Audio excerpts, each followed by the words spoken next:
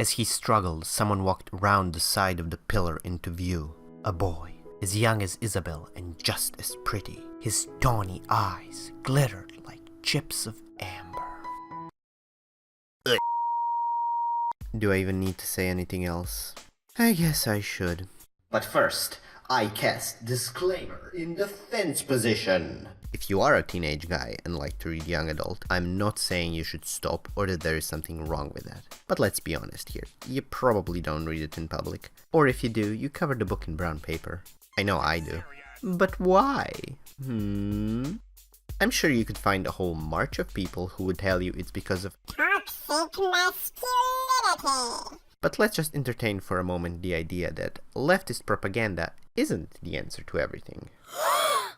Nowadays, the most common argument is that boys, as they grow up, simply become uninterested in fantasy itself and turn more towards contemporary literature or historical fiction, primarily designed for adults, and that this loss of love for fantasy is what causes their disdain for young adult. While girls, on the other hand, remain hopelessly lost in the clouds, gushing over countless love triangles and dreaming of the idea of perfect love. And more young adult authors simply accept this as a given fact, and write their books specifically for a female audience, which only serves to reaffirm this belief. However, having only recently left my teenage years behind, I can tell you that this is not true. Guys like to read about distant magical worlds and people just as much, if not more. And you can clearly see this when looking at the fan bases for franchises like Lord of the Rings, Game of Thrones, Eragon, Star Wars, Marvel, Witcher. Do I need to go on? The problem, quite clearly, comes from the presentation. The fact is that the fantasy elements of a modern young adult novel are simply a backdrop to a wishy-washy yearning story, driven by a, usually female, protagonist focused on goals guys simply have no interest in.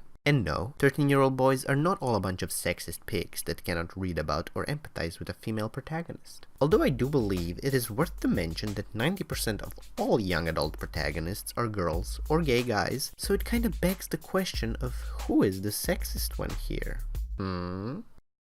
As long as the female protagonist has important and meaningful goals, and doesn't spend her every waking moment swooning over which guy's tawny eyes she likes better, there is no problem. Liesl Meminger from Markus Zusak's The Book Thief is a brilliant example. The book is exactly what young adults should stand for. It's the only book I read for school that I actually enjoyed from start to finish and read it in one go, and one of the very few books that actually made me cry. Figuratively, of course. Machines can't cry. I would urge anyone who still hasn't read it to remedy that mistake as soon as possible, regardless of your gender, age, sexuality, or whatever else we insist must divide us. And isn't that the essence of great story, especially young adult? To be able to appeal to everyone? It is honestly a crime that a character like Liesl is even placed in the same category as people like Clary Frey or Selena Sar-What's-Her-Face. The former reads like an actual human being, like an actual teenage girl that exists somewhere out there, someone real that old guys who read the book can empathize with, and that's really all we need in order to connect with a girl protagonist.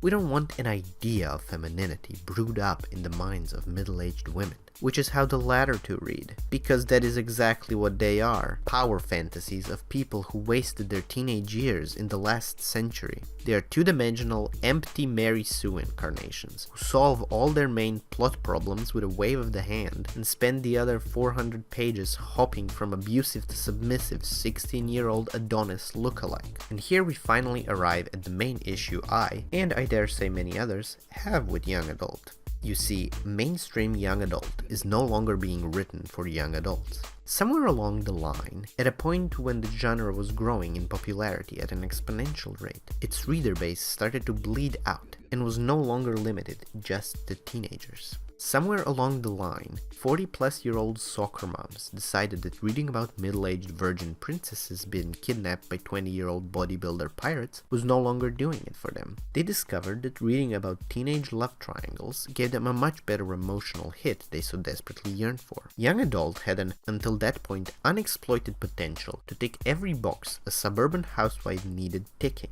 drama, tragedy, adventure, innocence, and young love. And, as every respectable publisher will tell you, marketing a book to middle-aged women is their wet dream. So the floodgates were open, and this new wave of young adult literature, no longer focused on the preferences of young adults, pushed itself to the forefront of the genre. Actual teenage characters with their problems, insecurities, doubts, desires for independence, and feelings of inadequacy, and pimples, were replaced by 25-year-old Greek gods, who got held up a few grades. They are already fully functioning and fully accepted members of society, and not even as equal to adults, but superior to them. And it worked for a while. The teenage desire to be perceived as older and more independent than they actually are made them stick with this new representation for some time. But after the 573rd Hunger Games clone reared its ugly head, boys were the first to go. But recently, more and more teenage girls are following suit and abandoning the young adult genre as a whole. But why should we care? Why does it matter if boys read high fantasy or contemporary fiction or non-fiction, while girls and middle-aged women read about high school crushes? Why does it matter if everyone is enjoying themselves? After all, the free market determines demand, and it would seem the free market has spoken. So why shouldn't we just accept that young adult is now being written mostly for adults and move on? There is something immensely powerful about reading a story told by a character your own age, especially so for teenagers. Despite the fact they act like they know everything, they don't. And they are for the most part aware of this. Sorry for spilling the beans, but it's important. Teenagers are still looking to discover who they are as people and how they fit into society. They are looking at every example around them to try and make sense of the world. And what better way to do that than getting inside the head of a character that could sit next to them in science class? A character that thinks and feels the same way they do. A character that has experienced the same things they have and hasn't experienced the same things they haven't. Teenagers, like all of us, want to feel understood.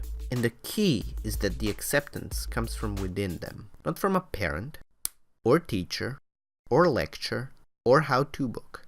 Literature, like any art, shouldn't deliver its message literally, word by word, spoon-feeding us knowledge about the world. And books that do that are nothing but cheap medicines designed to treat the symptoms and make sure you continue coming back for more. Without rich and powerful stories that not only entertain us, but impact us on a deeper level, make us think, reflect, and look at the world with new understanding, we get a generation of girls that hold the idea of perfect love and the perfect boy so high that no guy could ever live up to their fantasies. A generation of boys that attends lectures from people like Jordan Peterson and look at him like he's their savior, because he was the first person to tell them things they should have read about when they were 12. We get a generation of young adults that pushes self-help books to the #1 Amazon bestseller list. Why do you think Harry Potter was so successful? It gave a voice to those who didn't have one for so long. Before Harry Potter, kids, especially boys, had to go straight from Jules Verne to Tolkien, which caused many to give up reading until they were much older. Harry Potter gave them a middle step. It gave them characters that felt like their best friends, and not their dreams. However, now, boys go from Jules Verne to The Fault in Our Stars, or Divergent, or To All the Boys I've Loved Before, or What If It's Us, or The City of Bones, or Shatter Me. And then, right after yelling at their mom for getting them girly books, they go play Fortnite with their friends and don't read again until they're 20 and are frantically underlying nonsense in a bunch of old man's tutorials on how to lead your life. You can say whatever you want about J.K. Rowling and her success, but there was more than pure luck involved. Sure, teenage girls and middle-aged women make up a large portion of the original readers, but you don't get those kind of numbers by pandering to your base. Harry Potter did what is for some reason proving to be an incredibly difficult thing to do. It ignited the imagination of 11-year-old boys. And more than that, it addressed their worries and insecurities. It talked about peer pressure, rejection, acceptance, performance anxiety, shame, the weight of responsibility and gaining of power, how to handle it, and fear of the consequences of not being able to protect everyone.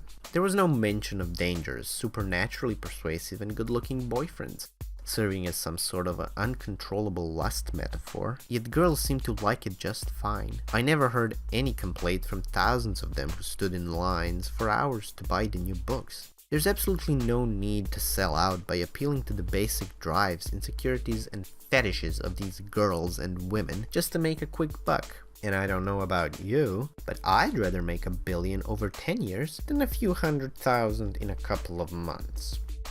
now it's too late to fix young adult. The only thing left to do is redefine what the label stands for and to what age group it should be marketed towards. So if you're an author and you write young adult, maybe just stop for a moment, count to 10, and think about who your book is for. And be honest.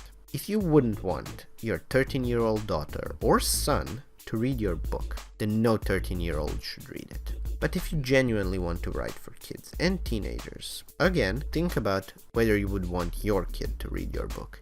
And if yes, then don't label your book young adult. And if you're a publisher, maybe, just maybe, stop marketing abusive fetishes to everyone and their mothers. I don't know. Just a thought. Oh, and please buy the rights to my book.